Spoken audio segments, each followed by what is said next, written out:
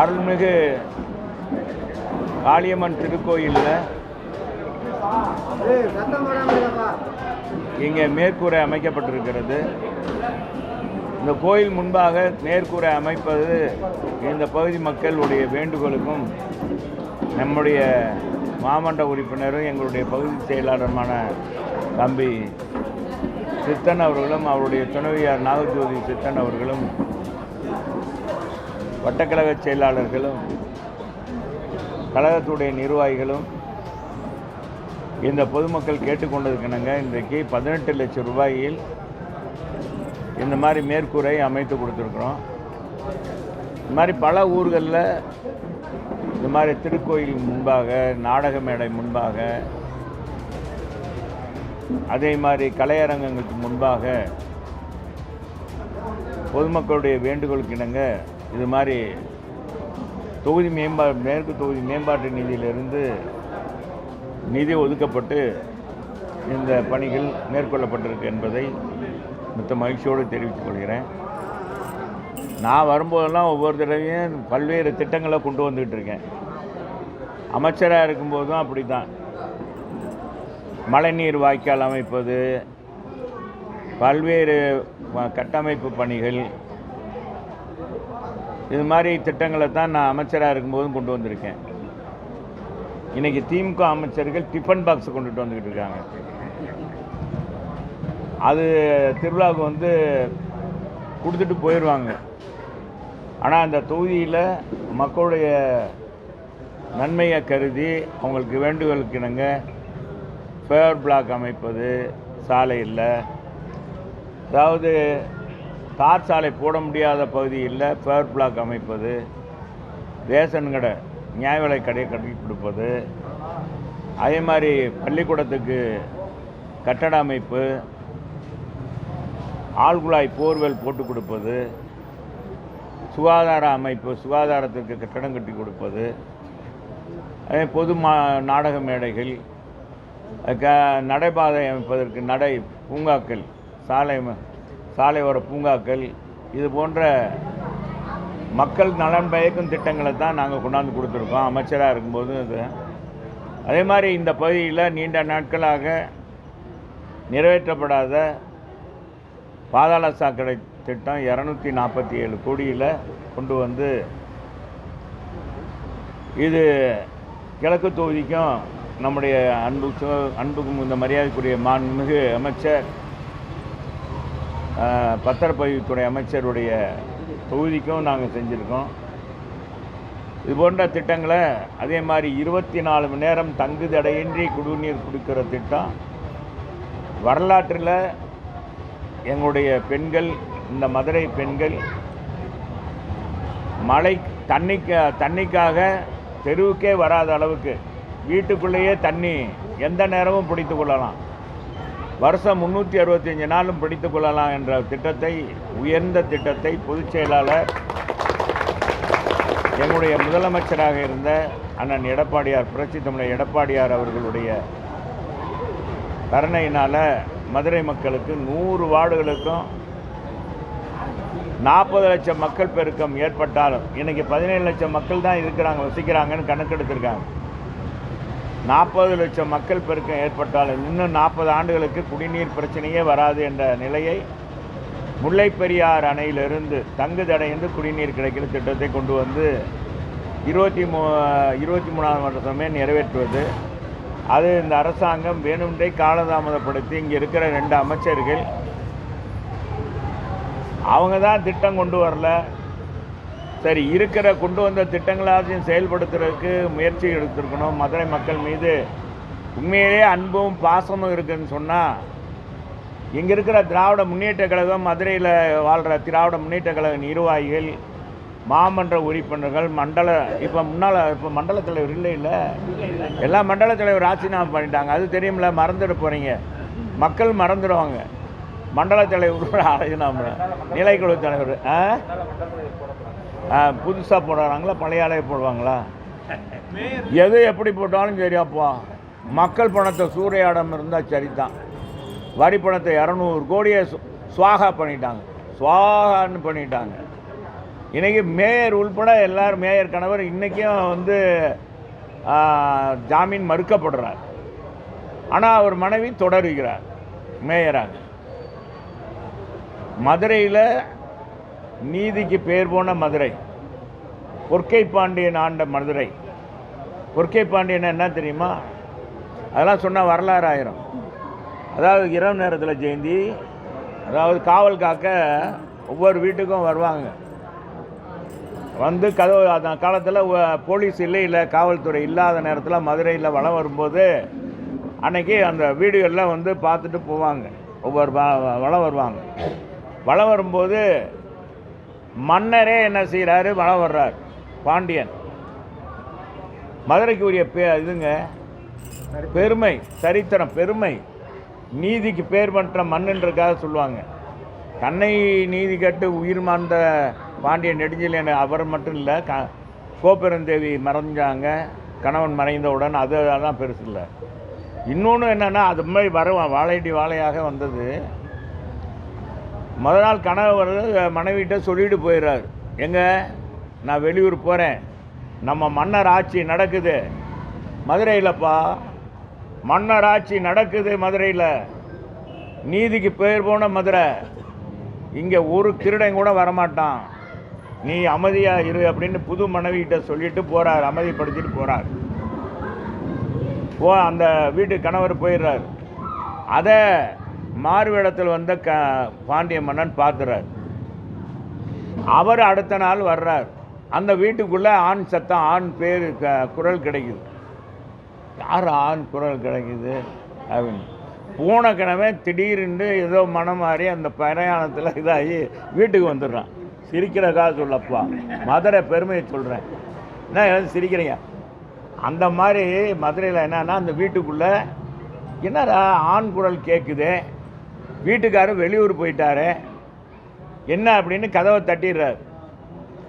உடனே கணவன் ஓடியாந்து கதவை திறக்கிறான். யாரா அது? இது வரலாறுக்காக சொல்கிறேன். ஒரு இதுக்கு பார்த்தா மன்னர், ஆஹா அவன் கணவன் தான் வந்திருக்கான், நம்ம தான் அவங்க தூக்கத்தை கெடுத்துட்டோம், அவங்களுடைய உரையாடலை நம்ம இது பண்ணிட்டோம் அப்படின்னு சொல்லி அவரே மனம் இதாகி போயிடுறார். அடுத்த நாள் சபை கூடுது. சபையில் வந்து அந்த அந்த கணவன் வந்து முறையிடுறான், மன்னா உங்கள் ஆட்சியில் நான் வீட்டுக்குள்ளே இருந்ததுனால எங்கள் குடும்பத்தில் என் மனைவி தப்பிச்சாங்க, இல்லைன்னா நேற்று வந்து ஒரு திருடன் கதவை தட்டிட்டான், அதை நீங்கள் அவனை கண்டுபிடிச்சி தண்டிக்கணும்னு சொல்கிறார். என்ன செய்யணும்னு, அந்த கதவை தட்டிய கையை வெட்டணும் நீங்கள், அப்போ தான் இனிமேல் எந்த திருடனும் வரமாட்டான் மதுரைக்குள்ளே, மன்னருடைய பேர் காப்பாற்றப்படும், நம்முடைய மதுரையினுடைய மண் காப்பாற்றப்படும் சொல்கிறாங்க. இந்த மாதிரி அப்போ என்ன செஞ்சால் மன்னன் அப்படியா அப்படின்னு சொல்லி அடுத்த நாள் நீயே வா அப்படின்னு கையை நீட்டி வெட்ட சொல்லித்தாரன். கையை வெட்டினாங்க. அதுக்கு பதில் இப்போ அந்த இந்த கை வச்சுட்டாங்க, பொற்கை வச்சுட்டாங்க. அதுக்காக பொற்கை பாண்டியன்னு சொல்லுவாங்க. இப்போ இது வரலாறு. அந்த மதுரையில் இன்றைக்கி பாருங்க, குற்றம் செஞ்சவங்களே திரும்ப போய் நீதி அவங்க மாமன்றத்தை நடத்துவது சரியா? அது என்பதை மக்கள் தான் முடிவெடுக்கணும் வர்ற தேர்தலில் 2026 அப்படின்னு சொல்லிக்கிறேன். அதனால் இது மாதிரி நம்ம நம்மளை போட்டு நிதியில் பெரும்போது நிதி இங்கே வாங்கிட்டார். இந்த வார்டு செயலாளர் சுந்தரராஜன், மலைச்சாமி, கேசவன், நாராயணன், விஜயகுமார்லாம் ஓட்டே போட மாட்டாங்க அந்த அந்த கூடலூர் பகுதியில். அங்கே மட்டும் என்ன ஒரு 50 லட்ச ரூபா வாங்கிட்டாங்க, 50-60 லட்ச ரூபா வாங்கிட்டாங்க. இந்த மாதிரி இருந்தாலும் சட்டமன்ற உறுப்பினர் முறையில் எல்லா இடத்துக்கும் கொடுத்துக்கிட்டு இருக்கேன். சொல்லுங்கள் தம்பி. ஏங்க என்னதான் எப்படி தான் விஜய் போட்டாங்க, எம்ஜிஆர் கொள்கை, எம்ஜிஆருக்கு உருவாக்கிய கட்சி அதிமுக இருக்குது. 53 ஆண்டு காலமாக கட்சி நடைபெற்று கொண்டு இருக்குது. இன்றைக்கி பொதுச் செயலாளர் புரட்சி தமிழர் எடப்பாடியார் தலைமையில் 3வது தலைமுறைக்கு தலைமையேற்றிருக்கிறார். இன்றைக்கி அவர் பார்த்தா எங்கே பார்த்தாலும் மக்களை காப்போம், தமிழகத்தை மீட்போம் என்ற ஒரு அற்புதமான வரிகளை கொண்டு பேசி மக்களை கவர்ந்து வருகிறார். இந்த புயல் மையம் கொண்டிருக்குன்னு சொல்லுவாங்கள்ல தம்பி புயல் மையம் கொண்டிருக்குன்னு சொல்லுவாங்கள்ல, இன்னைக்கு இந்த இடத்துல மையம் கொண்டிருக்க மாதிரி எங்கள் பொதுச் செயலாளர் எங்கே இன்னைக்கு பிரச்சாரம் பண்ணுறோம் அங்கே வந்து மக்கள் கடல் கூடிடுறாங்க. இப்போ என்ன கொங்கு மண்டலத்தில் போயிட்டு இருக்கார், வளம் வந்தார் நேற்று முந்தினாலும் பார்த்தா அது என்ன மக்களா கடல் அலையா அப்படின்னு பார்க்க முடியலை. மதுரைக்கு வந்தார், மதுரை மற்றொரு சித்திரத்தில் நீ எல்லாரும் மனச்சாட்சி மற்றொரு சித்திரத்தில் மாதிரி 4 தொகுதியிலும் அவ்வளோ ஒரு கூட்டம். 4 சேர்த்து வைகை ஆற்றில் நம்ம நடத்தியிருந்தோம்னா சுந்தராஜ பெருமாள் எப்படி வைகை ஆற்றில் எழுதும்போது எவ்வளோ மக்கள் எழுச்சி இருக்குமோ அதே மாதிரி ஒரு எழுச்சி இருந்திருக்கும்.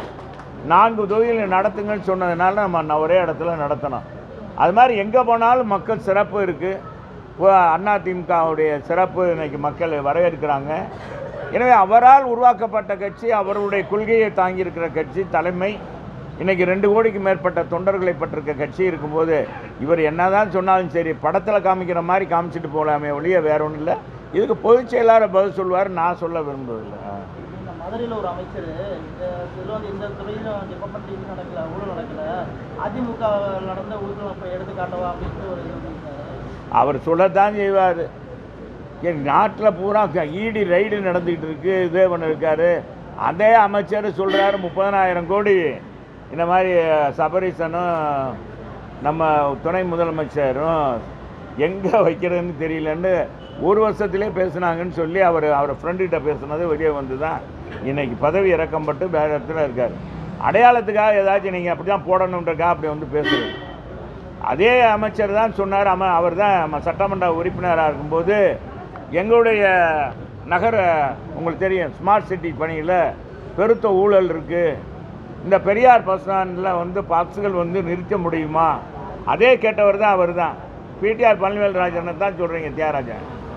இதில் இத்தனை பஸ்ஸு எப்படி நிற்கணும், ஆயிரக்கணக்கான பஸ்ஸு எப்படி நிற்கினார். இப்போ அங்கே தான் பஸ்ஸு வந்து நின்றுட்டு போகுது, எல்லாம் நிற்கிது. இன்னும் இந்த காம்ப்ளெக்ஸ் திறக்கிறதுக்கு வக்கீலில் வகையில் அவர் தொகுதியில் மல்டி காம்ப்ளெக்ஸ் கட்டி 4 வருஷம் ஆச்சு.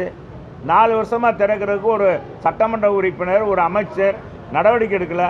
அவர் பேசுகிறத நீங்கள் பெருசாக பேசுகிறீங்க. அவர் சும்மா இன்னைக்கு அவர் அரசியல் வியாபாரி ஆகிட்டார். இப்போ என்னென்னா மக்கள் தேர்தல் வருது, இதுவரைக்கும் அவர் மக்களவே பார்த்ததில்லை. எல்லாரும் புதுசாக இதை யார் புதுசாக இருக்குது அப்படின்னு பார்க்குறாங்க. சட்டமன்ற உறுப்பினர் மாதிரி நினைக்கல அவர். பிரச்சார பயணத்தில் கூட்டணி கட்சிகளுக்கு வந்து அதிக தொடர்பும் அதே போல் எதிர்கட்சிகளுக்கு கொஞ்சம் அதிக கட்டுப்பாடும் இந்த அரசு பொதுவாக இந்த அரசை பற்றி எல்லாருமே சொல்லிகிட்டு இருக்கிறது தான். இந்த மாதிரி ரொம்ப ஜனநாயக முறைப்படி ஒரு ஆட்சியாளர் ஆட்சியில் இருக்கவங்க எல்லாருக்கும் அந்த மரியாதை கொடுக்கணும், எல்லாருக்கும் அந்த ஜனநாயக கடமை ஆற்றுவதற்கு மக்களுடைய குறைகளை தான் எடுத்து சொல்ல பாருங்க. அரசாங்கத்துக்கு ஒரு எடுத்துக்கூறுகிற வகையில் தான். இப்போ எங்கள் தலைவர் காலத்தில் எங்கள் புரட்சி தலைவர் எடப்பாடியார் முதலமைச்சராக இருக்கும் 24,000 போராட்டங்கள் நடத்தினாங்க. இதே திமுக இம்மென்றால் போராட்டம் போராட்டம் ஏங்க டாஸ்மாக் அடைக்கணும் மூடணும்னு சொல்லி போராட்டம் பண்ணாங்க. கருப்பு சட்டை போட்டு ஏறாத மின் கட்டணத்துக்காக போராட்டம் பண்ணாங்க. இவங்க வந்து இப்போ ஏற்றிட்டு வருஷம் 6% ஏற்றுறாங்க திமுக. இப்படிலாம் செஞ்சாங்க. அவங்க ஆட்சியில் இன்றைக்கி என்னென்னா எதிர்கட்சியெல்லாம் முடக்க பார்க்குறாங்க. இதெல்லாம் முடக்க முடியாது. எந்த கொம்பனாலும் திமுக எக்கு தொட முடியாது அப்படின்னு இப்போ முதல்வர் பேசியிருக்காரு. அவர் யாரை பார்த்து சொல்லியிருக்காரு? அந்த கட்சிக்குள்ளே இருக்கிற அந்த கட்சிக்குள்ளே கோஷ்டியை பற்றி சொல்லியிருப்பார். யாரும் திமுகவை போய் யாருமே தொடவே மாட்டாங்க. இப்போ எல்லாரும் எம்ஜிஆர் ஆட்சி தான் அமைக்கணும்னு சொல்கிறாங்க. யாராச்சும் ஒரு ஆளாச்சும் கலைஞர் ஆட்சி அமைப்போம்னு சொல்லிட்டாங்களா? யாராச்சும் சொல்லியிருக்காங்களா? தமிழ்நாட்டில் எத்தனையோ அரசியல்வாதி வர்றாங்க, புதுசாக வர்றாங்க, நடிகர்கள் வந்தாலும் சரி, அடுத்து எம்ஜிஆர் ஆட்சி அமைப்போம்னு தான் சொல்கிறாங்க. அண்ணா திமுக பற்றி தான் பேசுகிறாங்க வெளியே திமுக பற்றி யாரும். திமுக ஒரு தீய சக்தின்றது மக்களால் தீர்மானிக்கப்பட்டது. அது விபத்தில் அப்பப்போ ஆட்சிக்கு வரும், விபத்தில் அப்படி அப்போ ஆட்சிக்கு வரும். அதுவும் தனித்து சுயமாக நின்று வந்ததாக வரலாறு கிடையாது. திமுக சுயமாக நின்று தனித்து நின்று மக்களை சந்தித்து ஆளுங்கட்சியாக வந்த வரலாறு இல்லை. அது புரட்சி தலைவர் இருக்க வரைக்கும் இருந்தது. அதுக்கடுத்து இல்லை. மாடக்குளத்தில் 17 கோடி ரூபாயில் வந்து பொதுப்பணித்துறை மூலமாக இந்த ஆட்சியுடைய லட்சணம் அந்த மாடக்குளம் கம்மாயில் போட்டிருக்க ரோடே சாட்சி. நான் அந்த முதன்மை பொறியாளர்கிட்ட பேசினேன். உடனடியாக நடவடிக்கை எடுத்துட்டேன். காலையில் ஜேசிபியை வச்சு நான் சமயம் படைச்சிட்டேன். ஆனால் மேலே தார் போடலை, வெறும் மெட்டல் தான் அடிக்கப்பட்டது. ஆனால் அது சாஞ்சிருச்சு, கரை வலுவா. ஏங்க கரை வலுவா இல்லைன்னு தானே இன்னைக்கு கரை வலுவப்படுத்துறதுக்கு போட்டிருக்கேன் சிமெண்ட்டு, அதே சாஞ்சிருச்சே அப்படின்னு சொன்னேன். நான் சொன்னேன் அதை சரிப்படுத்துகிறேன்னு இருக்காங்க. இப்படி தான் அவங்க திட்டங்கள்லாம் இருக்கும், அப்படி தான் இருக்குது எல்லாமே. பணிகள் முடிந்து ஒப்பந்த பணியாளர் போயிட்டாரு. ஆனால் கேட்டால் நாங்கள் பணிகளை இன்னும் முடிக்கல, இன்னும் 20% பணிகள் இருக்குன்னு பேசுகிறாங்க. என்கிட்டே சொல்கிறார் சட்டமன்ற உறுப்பினர். நானும் போய் ஏற்கனவே அது போடும்போது போய் ஆய்வு பண்ணேன், மோசமாக இருக்குது அப்படின்னு சொல்லிட்டு வந்தேன். அந்த எஸ்டிஓ என் கூட வந்தார். எங்கள் மாடக்குளம் மக்கள் தான் என்னை கூட்டிகிட்டு போய் காமிச்சாங்க. அவங்க யாருக்கு விட்டாங்க டெண்டர், அவங்க தான் அவங்களுடைய நிதியில் நடக்குது, அவங்களுடைய நேரடி பார்வையில் நடக்குது. ஆனால் இப்படி ஒரு திட்டம் எப்படி இருக்குன்றது புளிப்பான்னு ஆகிப்போச்சு. உடனே சாயம் வெளுத்து போச்சு. நாச்சினுடைய திட்டம் எப்படி இருக்கு பாருங்க. குறிப்பாக மேற்கு தொகுதியில் அதிக கவனம் செலுத்துறவங்களுடைய செயல்பாடுகள் இப்போ இந்த நிலைமையில் இருக்கிறது எப்படி பாருங்க. அவர் டிஃபன் பாக்ஸை கொடுத்துட்டு போயிட்டு இருக்காரு. அப்பா அவர் நாங்கள் இந்த மாதிரி திட்டங்கள் கொடுக்குறோம், அவர் என்னத்தை கொடுக்குறாரு, என்னத்தை ஒன்றாந்து என்னம்மா ஏதாச்சும் கொண்டாந்து கொடுத்துருக்காரா? 300 ரூபா பெருமான டிஃபன் பாக்ஸை கொடுத்துட்டா எங்கள் மக்கள் என்ன அவ்வளோ ஏமாந்தீங்களா? மேற்கு தொகுதி மக்கள் ஏமாந்துருவாங்களா? என்னப்பா நீங்கள், அவர் தான் அப்படி நினைப்பு இருக்காருன்னா நீங்களும் நினைக்கலாமா? மிட்டாய் மக்களுக்கு என்ன, இந்த மதுரை இந்த மேற்கு தொகுதி மக்களுக்கு என்ன செஞ்சுருக்கீங்க? மதுரை மக்களுக்கு என்ன செஞ்சீங்க? நாங்கள் கொண்டு வந்த திட்டத்தையே ஒழுங்காக இன்னும் ஸ்மார்ட் சிட்டி பணியே இன்னும் முடிக்காமல் இருக்கீங்க.